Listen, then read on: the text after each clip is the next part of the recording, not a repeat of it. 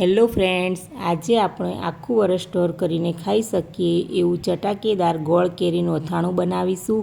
અને અથાણું બનાવતી વખતે એક વાતનું ધ્યાન રાખવાનું, જેથી આખું વરસ અથાણાનો કલર આવો એકદમ લાલ ચટક રહેશે. અને અથાણા માટેની કેરીમાં તમે રાજાપુરી કે દેશી કેરી આવે છે તેની પસંદગી કરી શકો છો. મેં અહીંયા રાજાપુરી કેરી 1.5 કિલો લીધેલી છે. અને કેરી લઈએ એ લોકો જ આપણને આવા સરસ કટકા કરીને આપે છે. હવે એમાંથી આપણે ગોટલી વીણી લઈશું. કટકામાંથી ગોટલીને બધું વીણી લઈ અને કટકાને સરસ ચોખ્ખા પાણીથી ધોઈ લઈશું, એટલે કટકા સરસ ચોખ્ખા થઈ જાય. અને આ અથાણું બનાવવા માટે મેં ઘરે જ જાતે મસાલો બનાવેલો છે અને તેની ડિસ્ક્રિપ્શનમાં આપેલી છે. તમે એ રીતે મસાલો બનાવશો તો બહારથી લાવવાની જરૂર નહીં પડે. કટકા સરસ ધોવાઈ ગયા છે. હવે તેને પાણીમાંથી કાઢી લઈશું અને નીતરવા દઈશું. કટકાનું પાણી નીતરી જાય પછી એક મોટા વાસણમાં બધા કટકા લઈ લેવા. હવે તેમાં 3 ચમચી મીઠું અને 2 ચમચી જેટલી હળદર ઉમેરી દઈશું. અને હળદર મીઠાને આ રીતે હલાવી અને મિક્સ કરી લઈશું. કટકા હળદર મીઠાથી સરસ કોટ થઈ જવા જોઈએ. હળદર મીઠું સરસ કટકામાં આ રીતે મિક્સ થઈ જવું જોઈએ. અને આ જે એકદમ લીલી છાલ દેખાય છે તે પીળાશ પડતી થઈ જશે. ઢાંકી અને આપણે રાખી મૂકીશું અને વચ્ચે વચ્ચે હલાવતા રહીશું.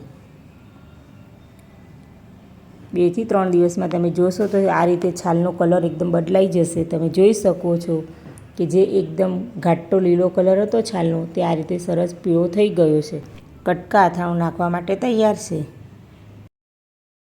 તો હવે કટકામાંથી આપણે પાણી નિતારી લઈશું અને આ પાણીને એક વાસણમાં નિતારીશું. આ પાણીને ફેંકવાનું નથી. આ પાણીમાં તમે ચણા મેથી પલાળી અને ચણા મેથીનું અથાણું બનાવી શકો છો અથવા બોટલમાં ભરી સ્ટોર કરી શકો છો. તાંબા પિત્તળના વાસણ ઘસશો તો પણ એકદમ સરસ ચોખ્ખા થશે. અને આ પાણીનો ઉપયોગ ગુંદાની કાચરી બનાવવામાં પણ કરી શકો છો. હવે કટકાને એક ચોખ્ખા કપડું પાથરી અને સૂકવી દઈશું. કટકાને 2 થી 3 કલાક પંખા નીચે જ ઘરમાં સૂકવી દેવા.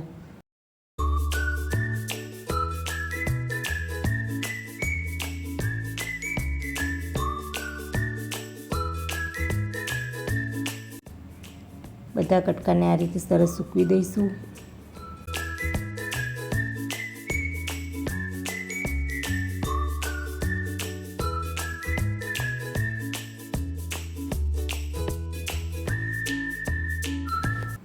કટકા સૂકવાઈ ગયા છે. એને 2 થી 3 કલાક આમ જ ઘરમાં સુકાવા દઈશું. એને તડકે સૂકવવા નહીં, ઘરમાં પંખા નીચે સૂકવશો તો પણ ચાલશે. અને આ અથાણાનો મસાલો મેં ઘરે બનાવ્યો છે અને આગળ કહ્યું તેમ મસાલો બનાવવાની રીત ડિસ્ક્રિપ્શનમાં આપેલી છે. અને મસાલાને પણ વરસ સુધી તમે સ્ટોર કરી શકો છો, બિલકુલ બગડતો નથી. આપણે કટકામાં મસાલો જરૂર પૂરતો ઉમેરી દીધો છે. હવે બરાબર મિક્સ કરી લઈશું.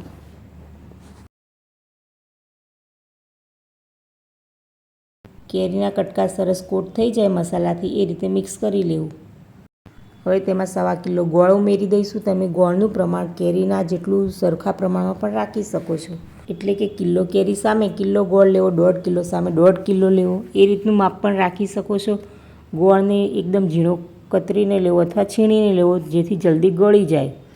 અને હવે બધું બરાબર મિક્સ કરી લઈશું. તમે જોઈ શકો છો ગોળ સરસ મિક્સ થઈ ગયો છે. અને આપણે ગોળ કેરીનું ગળ્યું અથાણું બનાવીએ છીએ એટલે તેમાં એક વઘાર કરીશું. તેનાથી જ તેનો ખરો સ્વાદ આવે છે. તેની માટે વઘારિયામાં મેં સરસિયાનું તેલ લીધેલું છે. તમે સિંગતેલનું ખાતા હો તો સિંગતેલનો પણ ઉપયોગ કરી શકો છો. તેને પહેલાં બરાબર ગરમ કરી લેવું. અને તેમાં ચપટી હિંગ નાખી ચેક કરવું. તેલ બરાબર ગરમ થઈ ગયું છે, પણ આપણે અત્યારે વઘાર નહીં ઉમેરીએ, થોડું ઠંડુ થવા દઈશું. આંગળીથી ચેક કરીએ તો આંગળી અડાડી શકાય તેવું ગરમ હોવું જોઈએ. તેમાં 4 લાલ મરચાં, અડધી ચમચી હિંગ અને 15 થી 20 મરીના દાણા. અને જો તમને લવિંગ પસંદ હોય તો તે પણ 8 થી 10 ઉમેરી શકો છો. 2 મોટી ચમચી વરિયાળી ઉમેરી મિક્સ કરી દઈશું.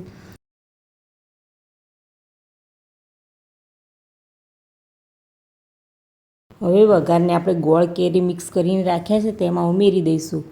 અને તમે બહુ જ તેલ એકદમ ગરમ નહીં ઉમેરો તો આવું ને આવું એકદમ લાલ ચટક અથાણું 12 મહિના રહેશે. સહેજે કાળું નહીં પડે. અને ગોળને એકદમ ઝીણો ભાંગીને કે છીણીને ઉમેરવો, જેથી ગોળ જલ્દી ગળી જશે. બધું બરાબર મિક્સ કરી તમે અત્યારે પણ બરણીમાં ભરી શકો છો અથવા અત્યારે બરણીમાં ના ભરવું હોય તમે 2-3 દિવસ આ રીતે કપડું બાંધીને રાખી અને જ્યારે ગોળ ગળે ત્યારે બરાબર ફરી મિક્સ કરી અને પછી બરણીમાં ભરી લેવું. આ રીતે કપડું બાંધી અને ગોળ ગળે ત્યાં સુધી આપણે રાખી મૂકીશું. પછી તમે જોઈ શકો છો કે ગોળ ગળીને સરસ એક રસ થઈ ગયો છે. એકદમ ચટાકેદાર અથાણું સરસ તૈયાર છે. હવે બધું બરાબર મિક્સ કરી અને બરણીમાં ભરી લેવું.